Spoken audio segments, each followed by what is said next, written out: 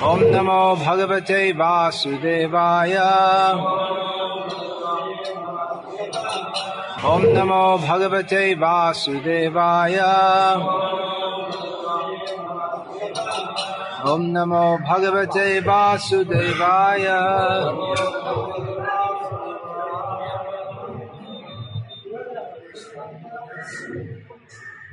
It's a big technological endeavor, but it doesn't seem to work. Is there any... Can you hear me out there? नहीं. बहुत सुंदर दिखते हैं लेकिन इससे कुछ आवाज नहीं आते. In English, I guess. आज क्या? English, Hindi क्या होगा? As I like. I like Bengali. Shall I speak in Bengali? Better.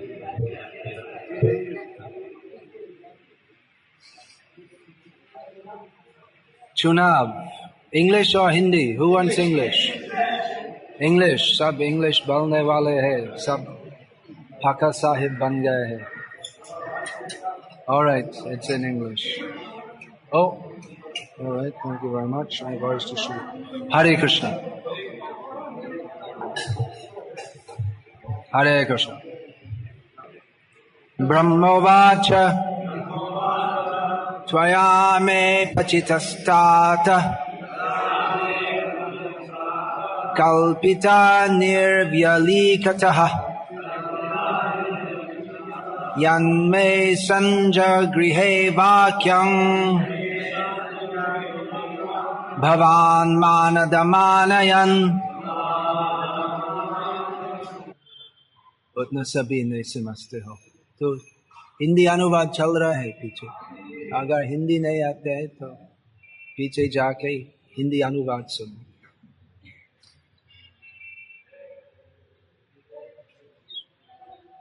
वो भी नहीं समझते. Lord Brahma said, "My dear son Kadama, since you have completely accepted my instructions without duplicity, showing them proper respect, you have worshipped me properly. Whatever instructions you took from me, you have carried out, and thereby you have honored me." Purport: Lord Brahma, as the first living entity within the universe, is supposed to be the spiritual master of everyone, and he is also the father, the creator of all beings. Kadama Muni is one of the Prajapatis, or creators of the living entities, and he is also a son of Brahma. Brahma praises Kadama because he carried out the orders of the spiritual master in toto and without cheating. A conditioned soul in the material world has the disqualification of cheating. He has 4 disqualifications. He is sure to commit mistakes. He is sure to be illusioned. He is prone to cheat others. And his senses are imperfect. But if one carries out the order of the spiritual master by disciplic succession or the parampara system, he overcomes the 4 defects. Therefore, knowledge received from the bona fide spiritual master is not cheating. Any other knowledge which is manufactured by the conditioned soul is cheating only. Brahma knew well that Kadama Muni exactly carried out the instructions received from him and that he actually honored his spiritual master. To honor the spiritual master means to carry out his instructions word for word. In the word for word translation, Srila Prabhupada translates Vakyam as instructions. Generally, Vakya is understood as words. But when words come from the Guru, that is understood as instructions, even if it's not grammatically composed as instructions, still it is to be understood as instructions. Just like many times Prabhupada said, "I request." In one purport, Prabhupada wrote that, "I request all of the members of the Krishna conscious movement to become pure devotees, so that others may take advantage of their association and also become purified." So we can take that, that's a request that can be accepted as an instruction. The whole Vedic literature emanates through or is manifested in this material world. When we say Vedic literature, actually it's Veda Vani. Vani means sound. And later it's Veda Vyas puts in the form of literature. So Vani is also a name for Saraswati. Vak, another name. Vak means sound or word. And when coming through this medium, it's understood as an instruction. We are to receive instructions from the higher level, not as the impersonalists. And so actually all those who purport to follow the Vedic literature but don't accept the actual conclusion of Vedaisya sarvera hameva vedyaha, then what they're doing, they're taking the words of the Vedas and interpreting it in their own way, but it's meant to be an instruction. Among the followers of the Vedas, it's at least verbally accepted or theoretically accepted that we have to follow Vedavani. We have to follow the instructions of the Vedas. But then they, as Prabhupada notes here in this purport, the cheating propensity. We interpret according to our own desire. And this is the history of religion. Nowadays, many people in our movement are interested in interfaith meetings, not so much in India, comparative religious studies. But the history of religion in the world is one of cheating. That's all. Priti vite jato kata dharma nama chale bhagavata kahi taha paripurna chale. As Srila Bhaktisiddhanta Saraswati Thakur noted, paraphrasing statement of Srimad Bhagavatam, that whatever is going on in the name of religion in this world is simply cheating. Because people, even there are so many great, genuine religious teachers, but people take their message and they interpret it for their own purposes. So they become religious instead of being spiritual. The President of India, who is the present President of India, who is known to be a religiously minded person. When one of our devotees met him, he said that we're coming from ISKCON, it's a spiritual movement. So he said, that's very good. He said, we want spiritual movements, not religious movements. He made a differentiation. Something that's actually spiritual means, on the platform, Mam Cheo Vyabhicharena Bhakti Yogena Sevate Sagunan Samatityaitan Brahma Bhuyaya Kalpate. Beyond the modes of material nature. And that which is religious, it's Priti Vite Jato Kata Dharma Nama Chale Bhagavata Kahitaha Paripurna Chale. Paripurna means completely. It's just a hoax. It's just a complete hoax, whatever is going on in the name of religion. So, Kadama Muni is being congratulated here by Lord Brahma for following his order without duplicity. That is the difference between actual spiritual life and what is normally considered religious life. The duplicity that we take the instruction and we reinterpret it. We may even follow the instruction, but we may do so for some other purpose. Here, Srila Prabhupada, yes, it's in the verse itself. It said that Lord Brahma says that this is you have respected me properly. Seniors are to be respected, but the proper respect is to carry out their instruction. Just like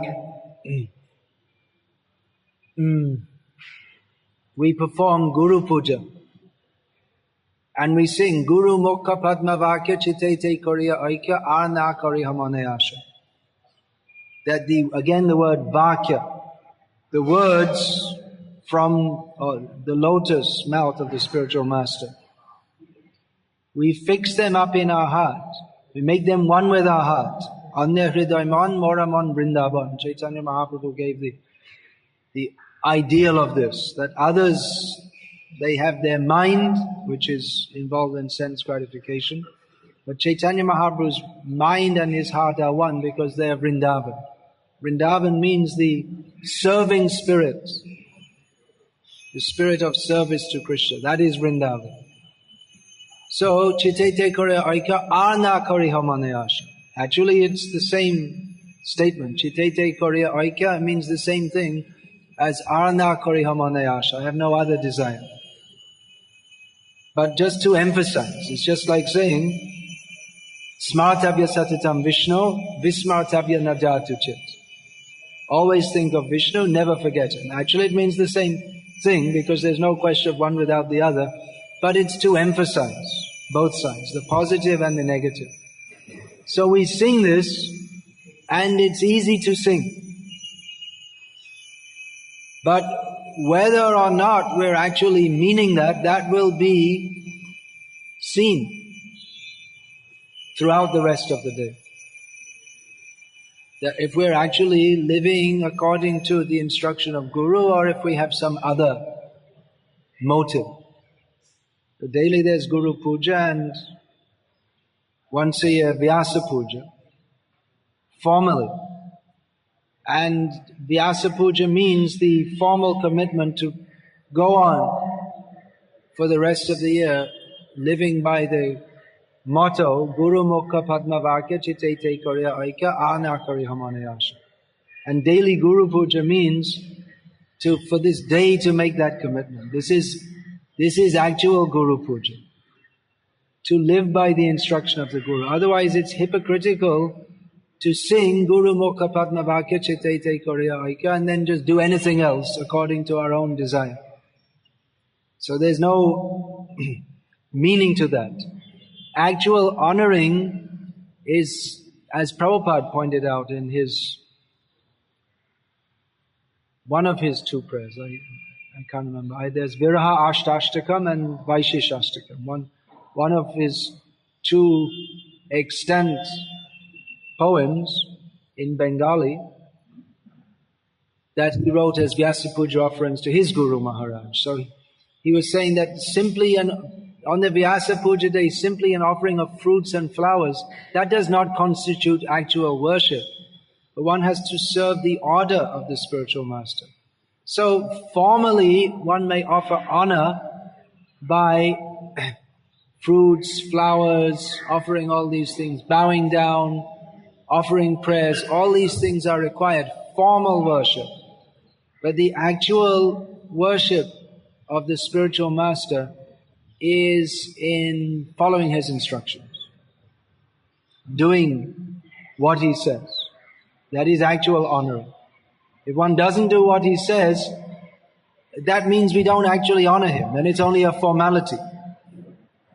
Just like we'll often find in traditional families that some elder member of the family is honored. But then they offer him what is called deferential respect. It means just as a show. But they don't care for him actually. They'll feed, they'll act humbly in front of him, but they won't follow his instructions. And that's generally everywhere we'll find. In the modern age, one symptom of the modern age is that people don't care to follow anyone. And they're promoting that everywhere. That make yourself number one. Even in Bangladesh, I was just there, I saw in Bangladesh the culture is very strong of every individual has to work as a member of the group. You are a member of your family, you're a member of your village, you're a member of your caste and all these things. But they were advertising, some cell phone company was advertising that make yourself number one. We make you number one. We're doing it all for you. So this is being promoted. Everyone for themselves. This is antithetical to actual human civilization. What to speak of religious or not religious, spiritual organization. Recently I heard at Sri Chaitanya Mutt, the original mutt founded by Srila Bhakti Siddhanta Saraswati Thakur. There are many elderly devotees there who are they're much experienced in bhajan. They know so many shastras, but complaining that the juniors, they don't want to follow us. They'll bow down and say, Jai Ho Maharaj or whatever. But they don't like to follow anything we say. They have what they think are better ideas. So this kind of simply giving deferential respect, that's better than openly disrespecting. But actual respect means to carry out the order of the spiritual master. That's one reason why this Ritvik movement, or the idea that no one can be a guru after Prabhupada, but there's no substance to it, because one becomes blessed by one's guru to accept disciples and guide them if he's a follower. So if one is following, then automatically, if one's connected by following the order to one's own guru, then this spiritual current comes through and others will connect to that. They'll want to, those who are spiritually sincere, they can find that current and they'll want to connect to that. And anyway, this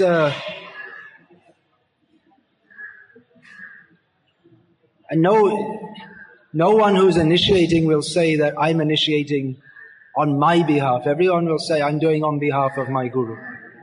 Which is what the Ritvik Vadis claim. You have to do on behalf of Prabhupada. But then anyway, no, anyone will do.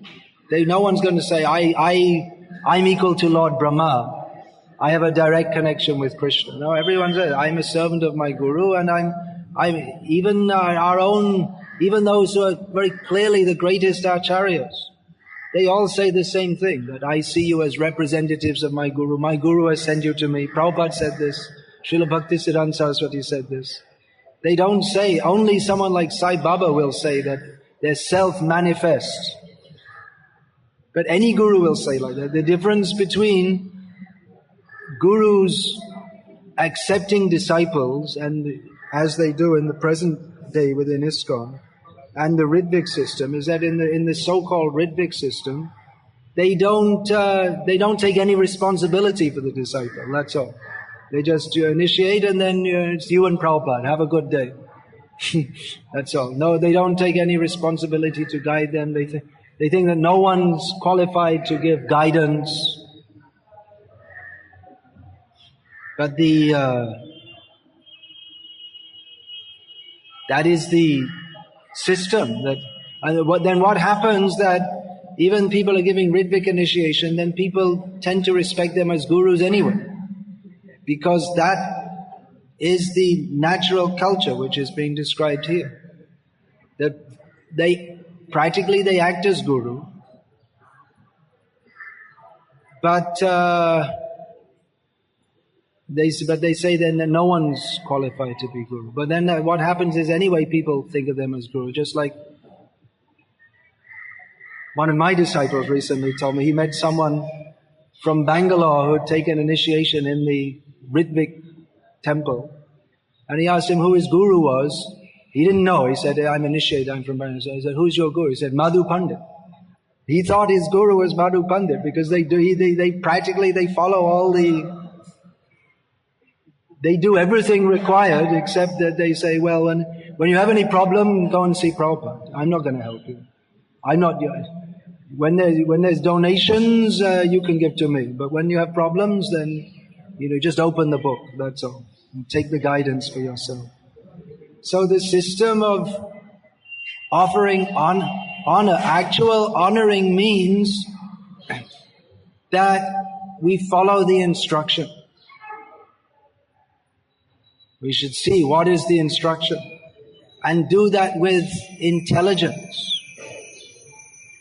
One has to have sufficient intelligence, which will come if one is sincere to serve. This is the whole secret, to be sevonmukh. I'm just a little bit angry about Ritvikism at the moment because I saw one of their silly magazines.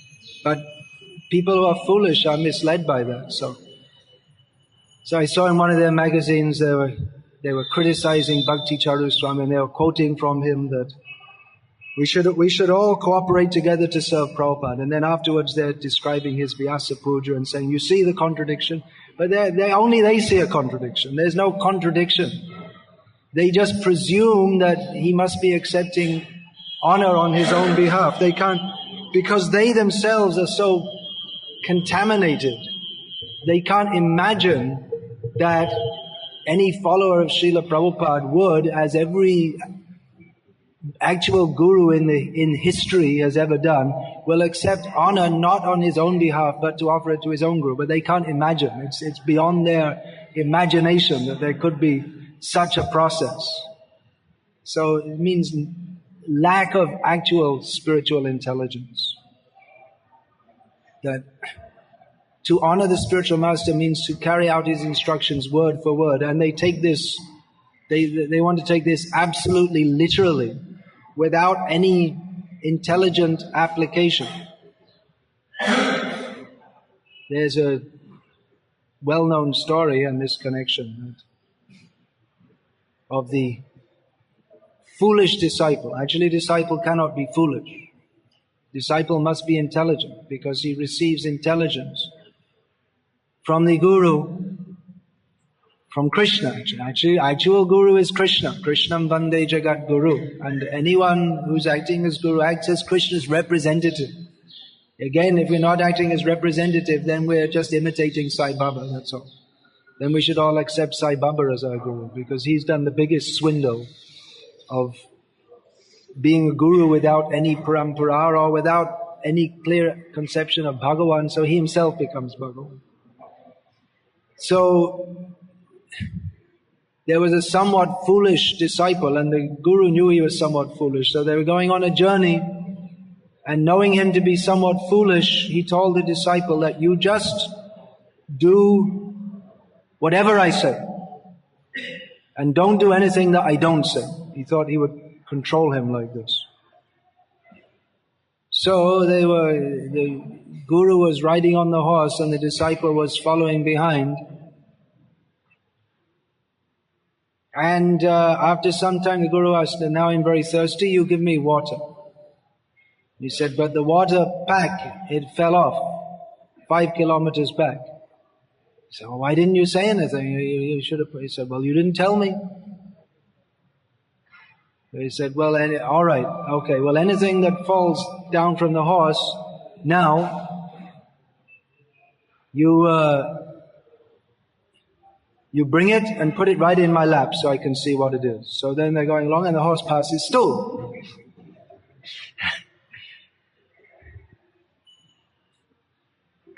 So you can imagine what he did with it. He picks up the horse dung and puts it right in the lap of the guru. So then he stopped and cleaned up, and then he told him, thinking what to tell him, he's so foolish. He says, all right, well, from now on, if anything falls down from the horse, you tell me, and unless I specifically tell you, don't put it back on the horse and just keep on with the journey. So then they were going, and the horse hit a bump and he jolted and threw the guru off. The guru fell down unconscious, and the disciple went up to the guru and said, you fell off the horse, should I put you back? No reply. So he went off with the horse.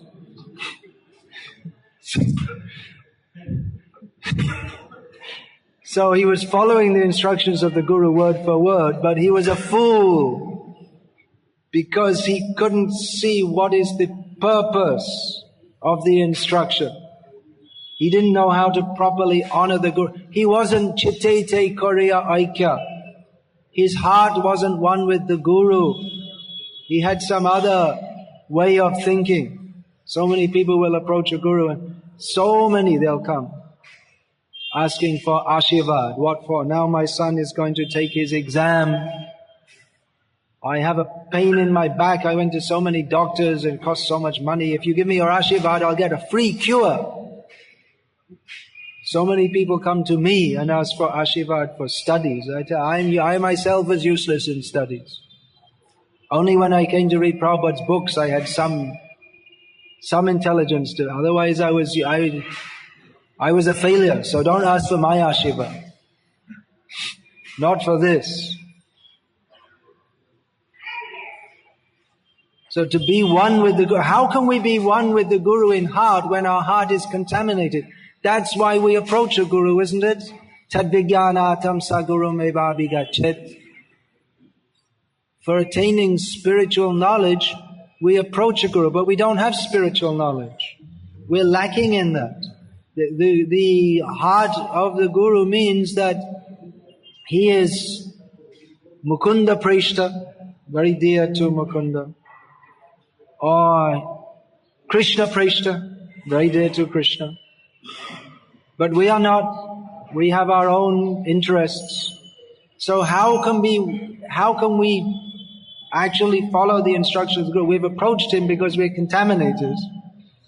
Then how can we properly follow his instructions? Because our tendency, the cheating propensity is being described here.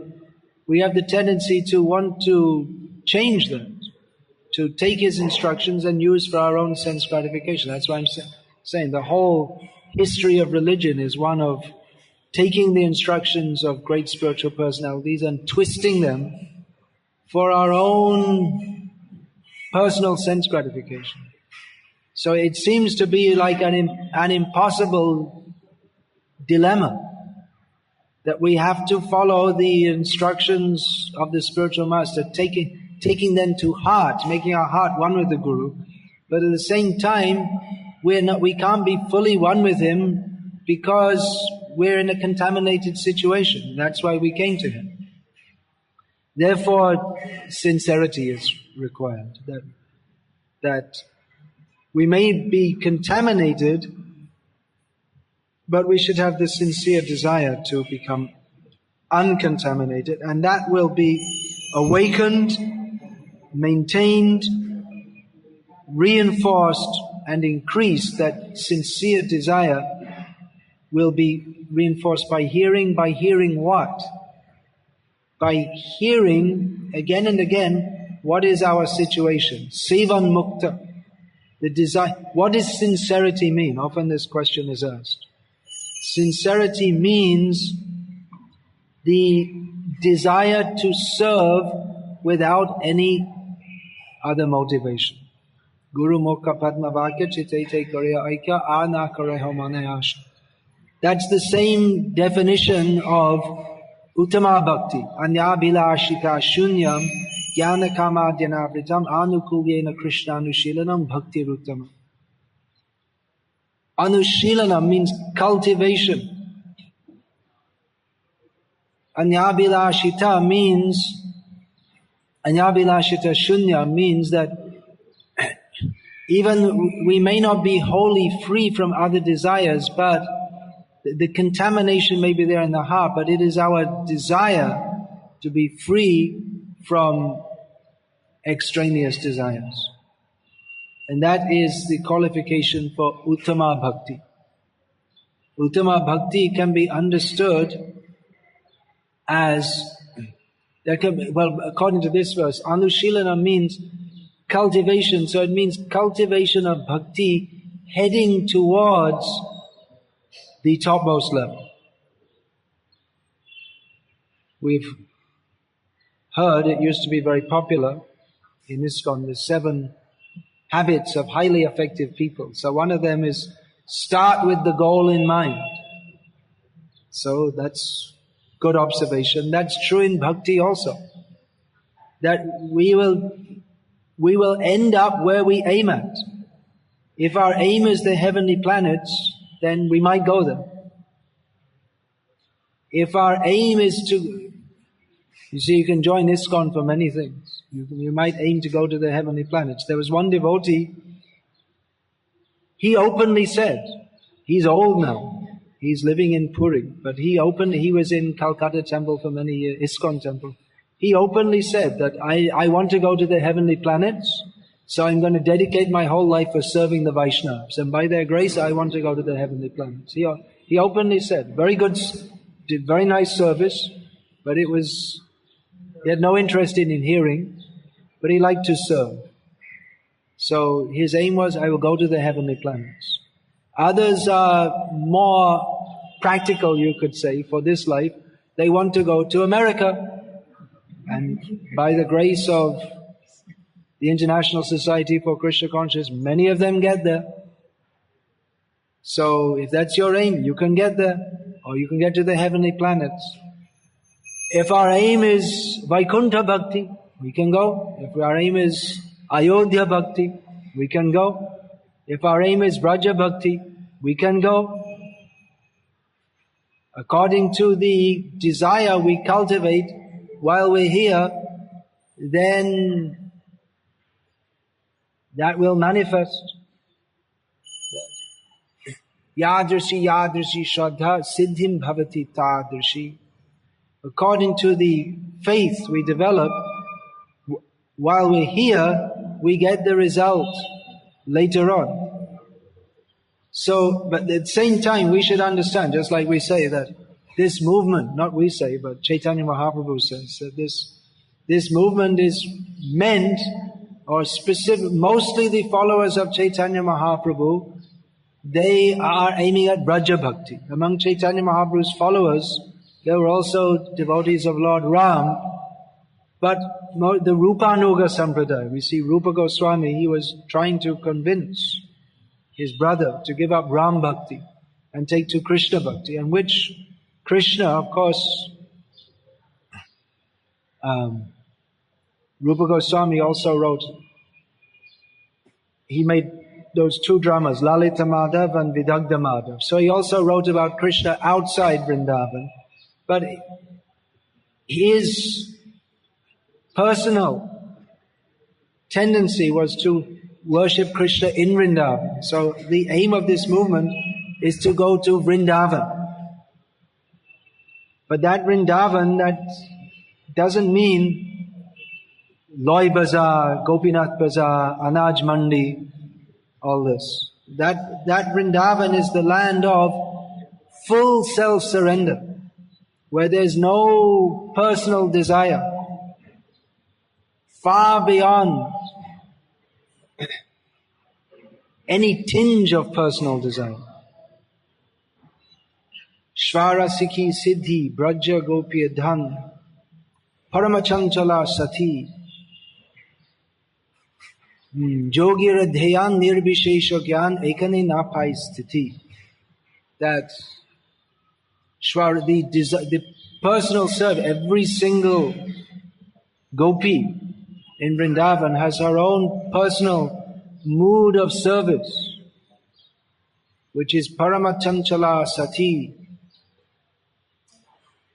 But here, this Nirvishesh Gyan, or cultivation of knowledge of the impersonal absolute, or the dhyan, the meditation of the yogis, there is no place here. It's far beyond that. So this is, if one is sincere, that sincerity is not that those who are not Vaikuntha Vasis or Ayodhya Vasis, not that they're not sincere, but the desire of those who are heading for Vrindavan is so pure that they take pleasure in seeing the pleasure of Radha and Krishna, not in their own. They're not so much concerned, I will be happy seeing Krishna.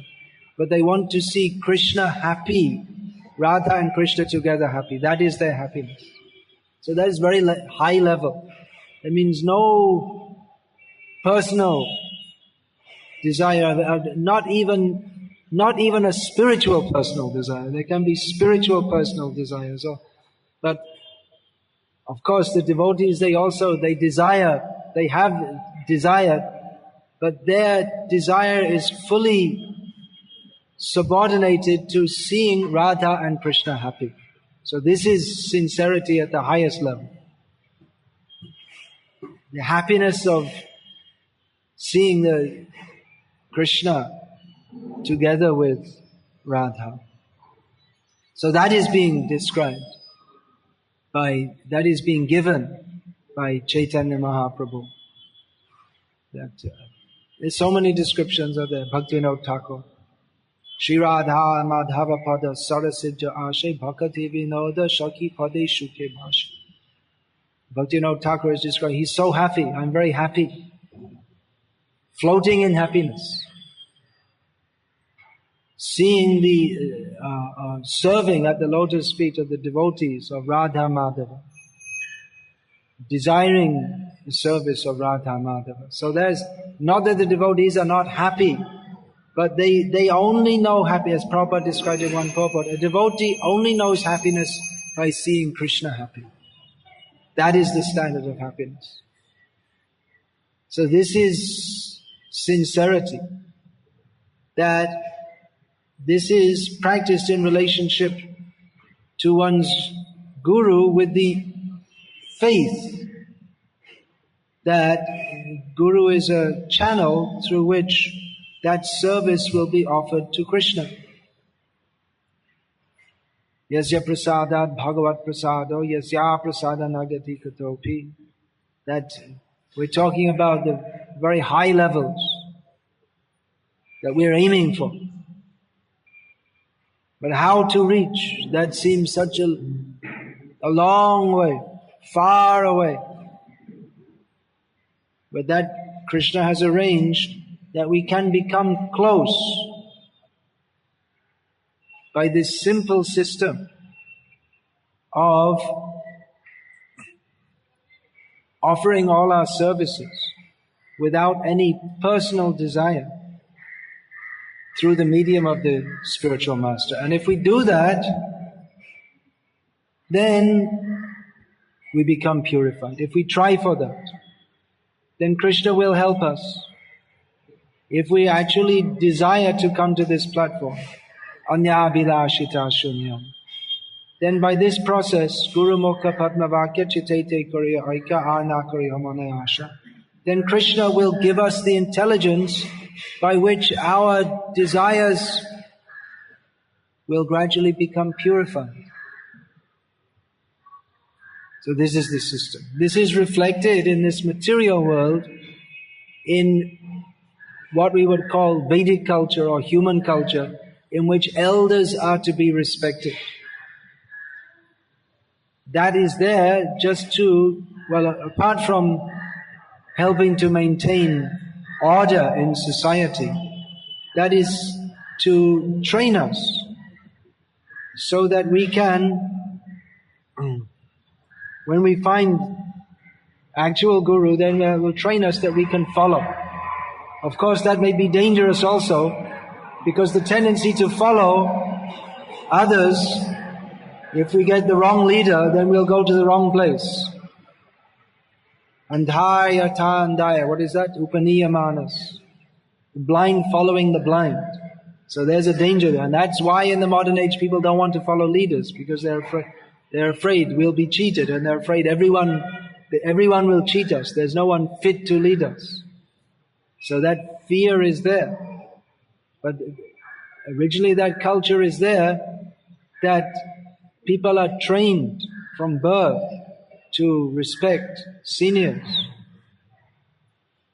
So that's very good. If then one goes on with that training and finds the right guidance, that means in respectable families, the family members will first of all give the basic training, just like Prabhupada said, and then later one can go to get the the perfect training. Just like Prabhupada said, I got the general guidance from my father how to be Krishna conscious. But my eternal spiritual master, Prabhupada said, I learned everything from my father. But one thing I learned from my guru, book publication and distribution. Otherwise, practically he was trained at home in pure devotional service. Like Bhaktisiddhanta Saraswati Thakur himself. He was, of course, we're talking about great Mahabhagavats. They don't require training as such, but they go through that process. Apparently go through that process. So Bhaktisiddhanta Saraswati Thakur was also trained at home by his father. Not father, he never saw him as father. He always saw him as the Mahabhagavat. But that training was there from father, mother also. His mother was also great pure devotee. Who knows her name? Quiz time. Mother of Srila Bhaktisiddhanta Saraswati Thakur, apparent mother. Anyone? Bhagavati Devi. Her samadhi is there in Mayapur, at the Jogpit. But you don't see because it's underneath the there's temple of Gorgadadha just above. You know, Gorgadadha, behind the Jogpit, and then Nrsimha is on the other side.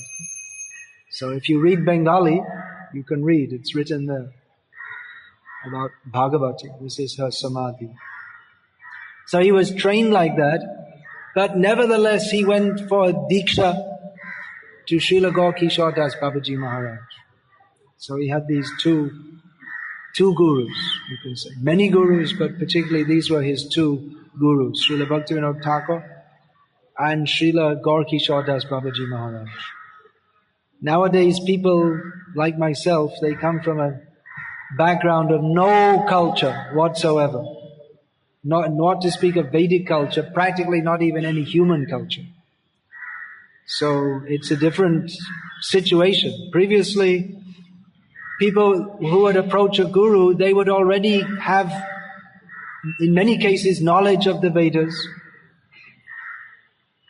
People would, especially boys from Brahmin families, they would be trained they'd have their school teacher or guru. But then they might also after that accept another guru for spiritual guidance. Of course, the distinction can be very fine because they're being taught the Vedas. But then for spiritual guidance, one may accept another guru also. Mantra guru. But in the past, people, they already have general faith in the Vedic knowledge, and then they want to find a guru who can guide them to understand that Vedic knowledge. Whereas in the modern age, people, they don't have that knowledge or faith. Someone was pointing out that, well, Prabhupada, he made so much emphasis on following the guru, which we don't find that anyone else previously did. We don't find in the previous acharyas, in their writings. But the previous acharyas didn't have to do so because you only need one slok. Acharyam mang vijaniyam navamanyeta karhichit yamartya buddhya suyeta sarvadeva mayagura. That's there and then then the whole culture is based on that. That when one gets a guru, one has to follow. But that culture isn't there, so Prabhupada had to establish that, because without accepting this part of the culture, then one cannot make any spiritual advancement. So previously people would they'd already be well trained in Vedic culture, and then they'd come to accept a guru. That's why we find in the list, we'll find in Hari Bhakti Vilas, for instance, a list of qualifications of a disciple. And if you see, they're practically like a pure devotee already before they get initiated. And we don't find practically anyone nowadays who comes like that with these qualifications. They should already be self-controlled, well-behaved, and so many things. Well, that's the difference between Vaidik Diksha and Pancharatriki Diksha. Vaidiki Diksha, the candidate is qualified. And then it's seen, yes, this person is qualified. He should be given the mantra.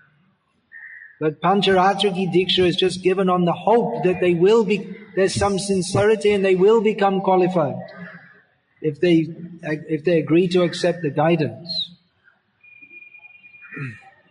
So in Pancharatriki Diksha, it's practically understood there will be some fallout rate, because people are getting initiated who aren't actually qualified to be initiated.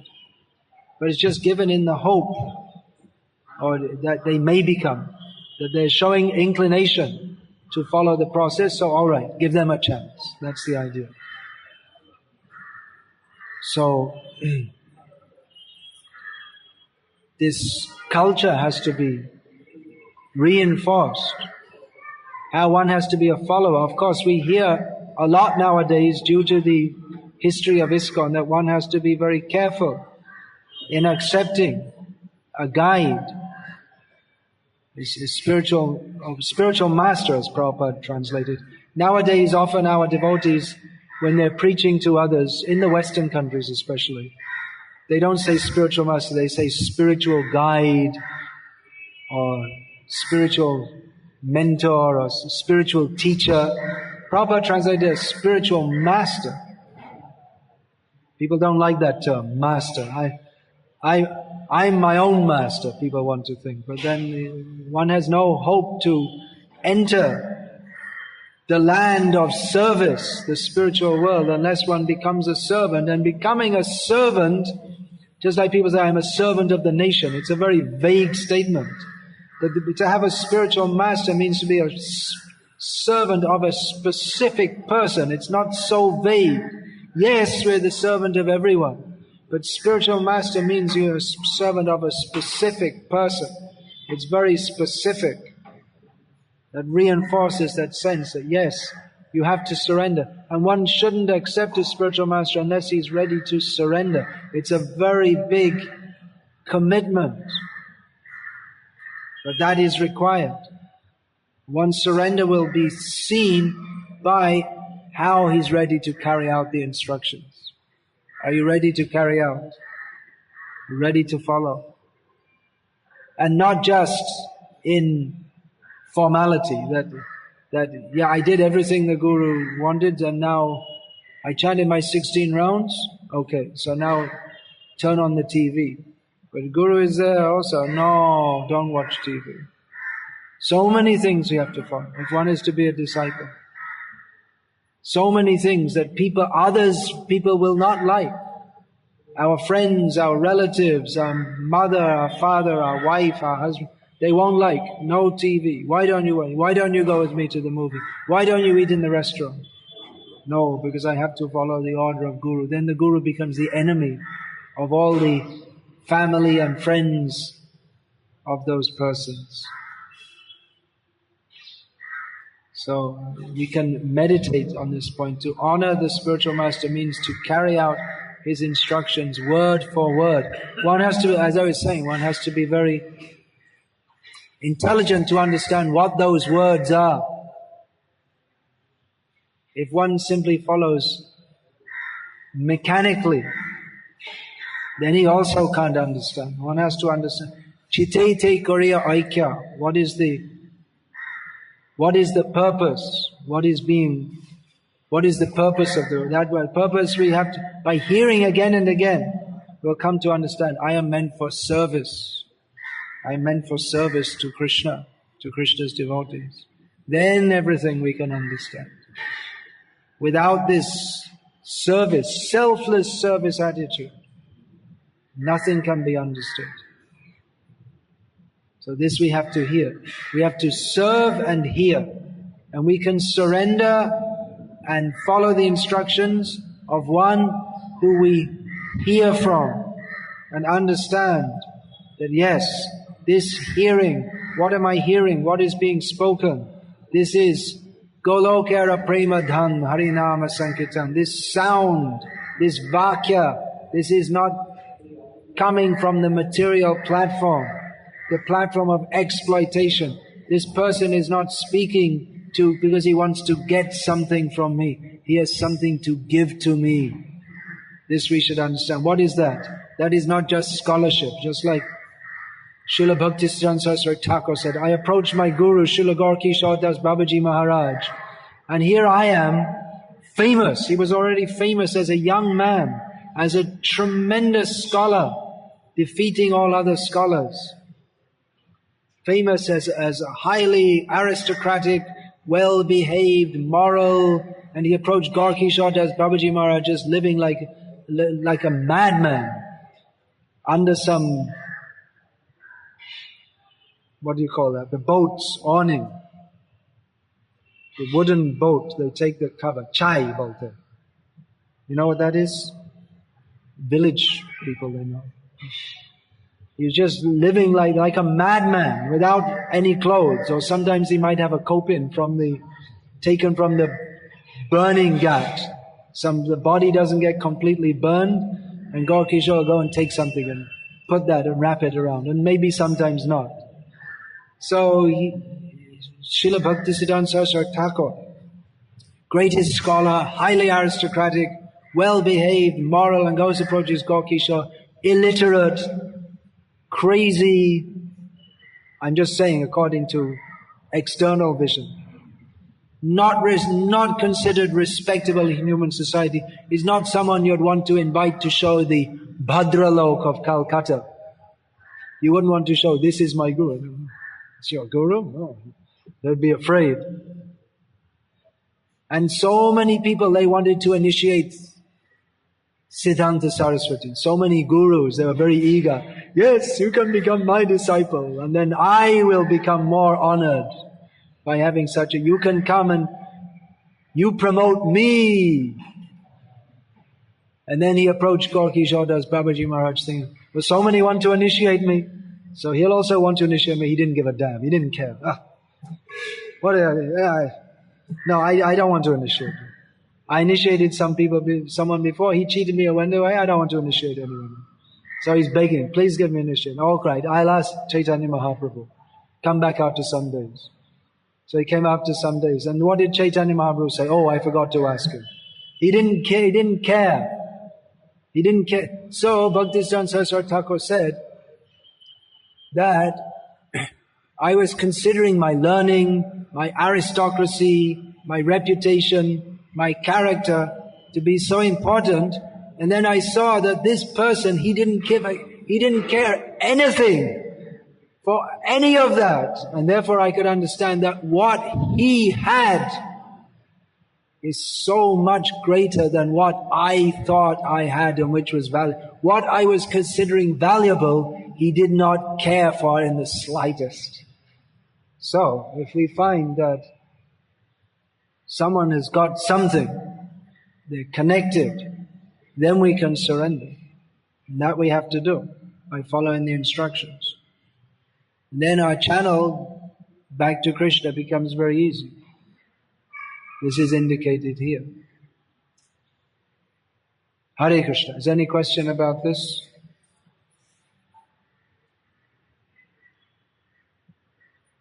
Comment? Yeah, please take the mic all the way to the back. And while it's being taken, we can say Hare Krishna, Krishna Krishna, Hare Hare. Hare Rama, Rama Rama, Hare Hare. Hare Krishna, Krishna Krishna, Hare Hare. Hare Rama, Rama, Hare Hare. Yeah. Maharaj, even within ISKCON, we tend to accept those spiritual masters whom we think that his ideas or his thinking is similar to what we think, like some liberal guru. We accept a guru who we think has the same idea as me. Then we have a pet dog guru.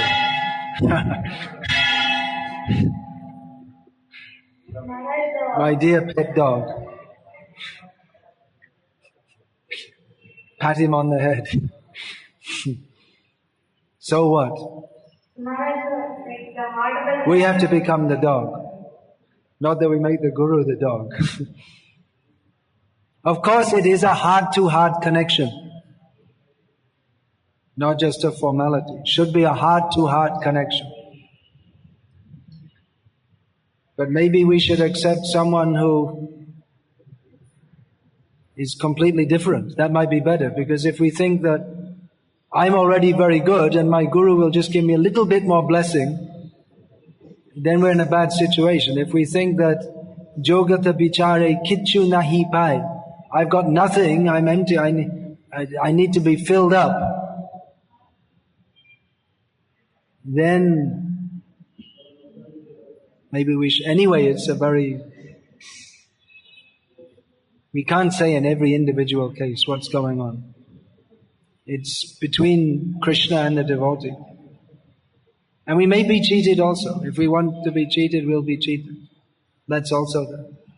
We can cheat ourselves also, even formally accepting a guru. We may think this one will fulfill my sense gratification. I'll become his disciple because the temple president is his disciple, then the temple president will look after me nicely and I'll get more facility. And there may be thoughts like this also. Then?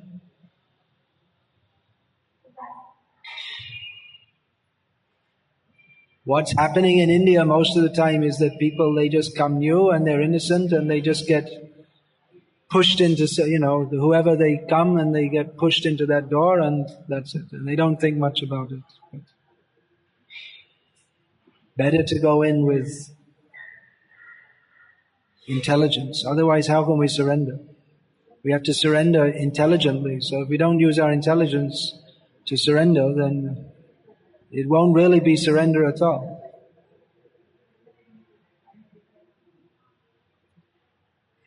Anyway, Hare Krishna. All glories to Srila